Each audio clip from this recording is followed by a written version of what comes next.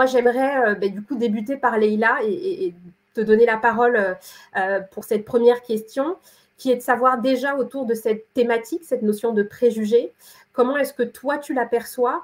Est-ce que tu l'as déjà vécu? Et si oui, est-ce que tu peux nous donner voilà, un peu de détails justement sur un contexte dans lequel tu as pu observer justement cette notion de préjugé? Alors, la notion de préjugé, en fait, je l'ai vécue très jeune. J'ai un effet Larsen. Et je dirais que je l'ai vécu très jeune déjà de par ma formation, quand j'ai voulu accéder à une formation technique d'ingénieur, où là on disait qu'il y a très peu de femmes et qu'on n'y arriverait pas, surtout à partir d'un baccalauréat, on va dire technique, puisque j'avais fait le choix par expérience d'avoir un baccalauréat technique. Ensuite, au fur et à mesure, donc c'était des idées qui étaient voilà, c'est un baccalauréat technique, j'étais une fille. J'allais jamais arriver à avoir un bac avec une mention très bien, et puis finalement j'y suis arrivée, et plus facilement que les bacs scientifiques, je vais pu accéder en école ingénieur. Et puis on me disait, ah bah non, bah avec t'es une fille, t'es une femme, tu viens du technique, tu vas pas y arriver en école ingénieur. Donc il y a eu déjà ce côté préjugé autour de la technique, et le fait comment une femme pouvait être dans la technique et réussir.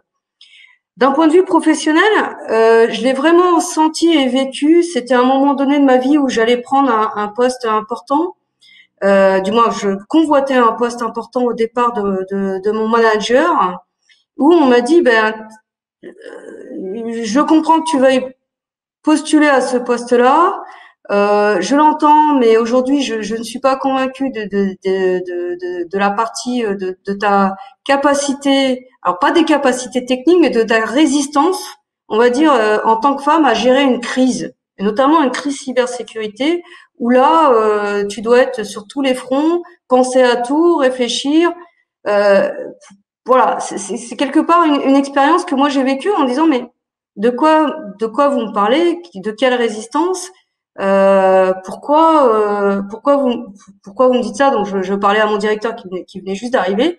Il me disait, oui, mais vous savez, vous êtes face à la direction générale, vous êtes face à vos collaborateurs, il faut trouver des solutions. Et je suis pas sûre qu'une femme, face à toute cette pression, elle sera capable de tenir de tenir le challenge. Et à un moment donné, je me suis dit, mais j'ai pris un recul, je me suis dit, peut-être que c'est vrai, mais peut-être qu'il faut que j'essaye, quoi. Donc, quelque part, on saute le préjugé. Et j'ai eu le bonheur et peut-être un peu la malchance pour l'entreprise d'avoir eu à demander à être testée sur ce poste-là. Et j'ai eu, entre guillemets, la chance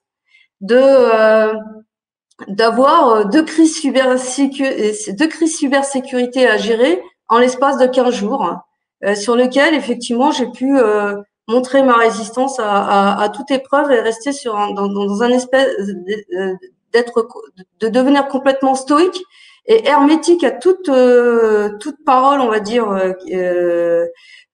toute parole blessante, parce que j'entendais sur un peu tout et n'importe quoi sur ma gestion. Et donc on a fini vraiment par gérer cette crise avec beaucoup d'intelligence collective. L'idée de manière, et c'est là où on m'a dit, ok, effectivement, j'en conviens, j'avais peut-être un peu tort sur les femmes. Je l'ai trouvé un peu plus faible, mais là, tu m'as impressionné et c'est ok pour le poste. Et ça m'a fait, voilà, c'est là où je me suis dit, ah ouais, la place de la femme dans l'entreprise, et notamment dans des métiers, notamment de la cybersécurité, il y a très peu de femmes. Mais heureusement que ça se généralise de plus en plus, et il y a un grand mouvement qui est en France, qui a eu lieu, qui a permis en fait de décanter de faire tomber ce préjugé sur la femme dans la cybersécurité, entre autres.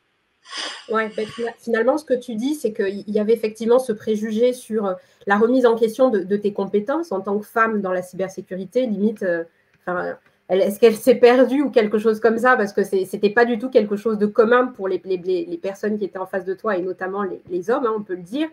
Et finalement, tu as en fait la preuve par l'image, c'est-à-dire que tu as montré non seulement que tu étais légitime sur ce poste, tu étais légitime de par les compétences que tu avais, mais qu'en plus, tu pouvais leur apporter justement un éclairage qu'ils n'avaient pas forcément.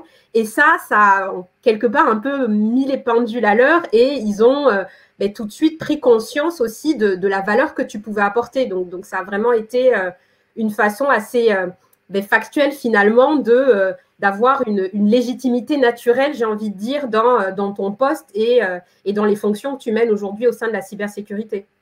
Tout à fait, tout à fait. Effectivement, tu résumes parfaitement l'état d'esprit dans lequel je me suis retrouvée par la suite et par lequel j'étais effectivement plus, on va dire, pas mise en avant, mais on va dire j'ai mieux appréhendé mon rôle au niveau de la cybersécurité en tant que manager cybersécurité, quoi. Ouais. Et ça, est-ce que ça te redonne conscience en toi ou finalement tu n'avais pas besoin d'avoir entre guillemets cette reconnaissance, parce que je pense que quelque part aussi de voir des personnes, des hommes notamment, qui reconnaissent déjà tes compétences, enfin toi tu t'en étais déjà consciente, mais qui le reconnaissent, voilà. Est-ce que justement en termes de ressenti aussi, de vécu, comment est-ce que toi tu t'es ressenti vis-à-vis de ça? Est-ce que tu t'es dit ça m'aide justement à ancrer de la confiance en moi, ou finalement c'était pas quelque chose toi que tu attendais vis-à-vis d'eux? Alors moi, en somme, ça m'a mis extrêmement en confiance dans la capacité que j'avais. Quand on reçoit des informations qui sont dites de manière hâtive sur une personne sans vraiment la connaître, ça peut déstabiliser la personne. Donc on a un recul par rapport par soi-même, on se fait une petite introspection. Et le fait d'avoir cette reconnaissance par la suite nous renforce en termes de confiance en soi, nous apprend à nous dépasser aussi et à donner plus et à vouloir, entre guillemets, par rapport à ce qu'on a vécu personnellement, nous dire mais ça m'est arrivé, ça arrivera à d'autres. Comment moi je peux aider à faire progresser les autres et notamment les filles, les femmes, quoi. Ça m'a vraiment renforcé sur cette capacité, sur cette confiance en moi, quoi.